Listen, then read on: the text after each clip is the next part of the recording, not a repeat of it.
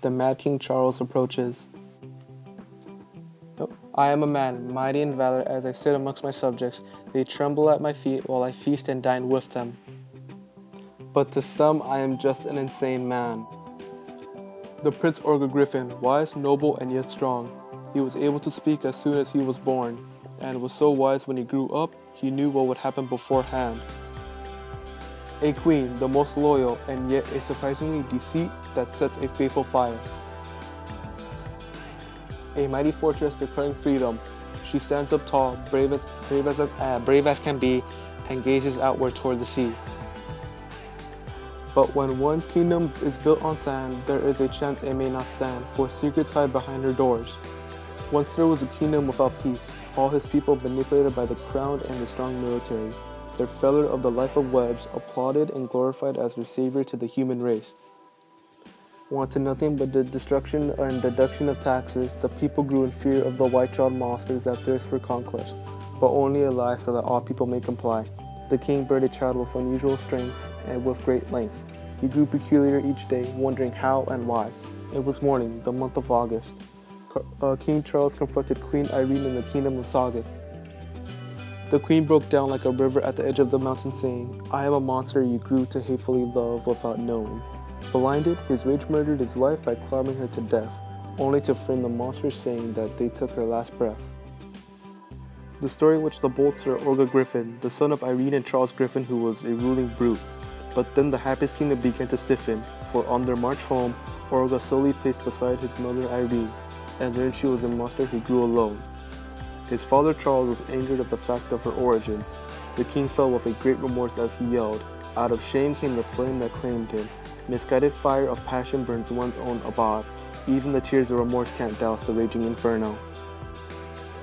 King Griffin, in warning of his wife's death, grew bitter and resentful, Orga burning from torment as he gazed into his eyes, piercing through his soul as he scanned nothing but lies, a total illusion which rendered him vulnerable. Crimson betrayal let his heart drip and drizzle. His mother was deceased, Orga was seized and carried away, and never released. The shepherd of evil looked upon all that mauled and crawled. Fallen kingdom, fallen realm, torn apart by pointless hate, the mad and the corrupt at the helm, morals in tatters, lying in scatters. From then on forward, scum summed in the sum with death onward. A kingdom so vast and large as if it was a planet itself. A kingdom so amassed and discharged, a corruption spread like a volcanic eruption.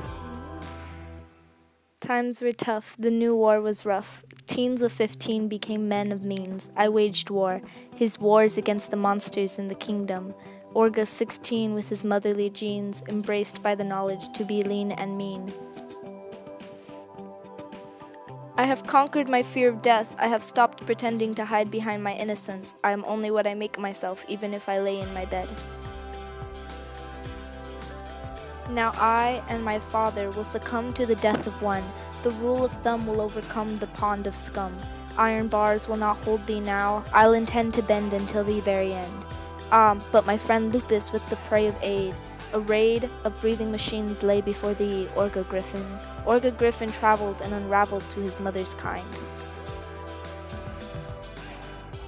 Spores of some sort that take form of some human morph, mythical creatures that ask for only acceptance of man. It lies not in our power to love or hate, for will in us is overruled by fate. There will come soft rain and the smell of ground.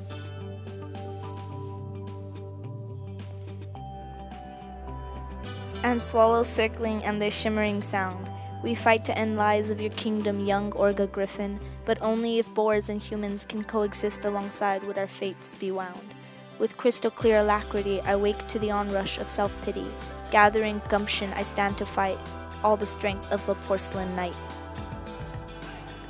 As I, Lupus Rux, fight alongside those who fight for equality, as I fight those who prefer inequality. I see a father attempting to murder his son's will. I see a son determined with the will to kill. Orga wounded in the back while Charles yelling attack. Orga came back with a pow and a bam. Back to back they faced each other, drew their swords and stabbed each other.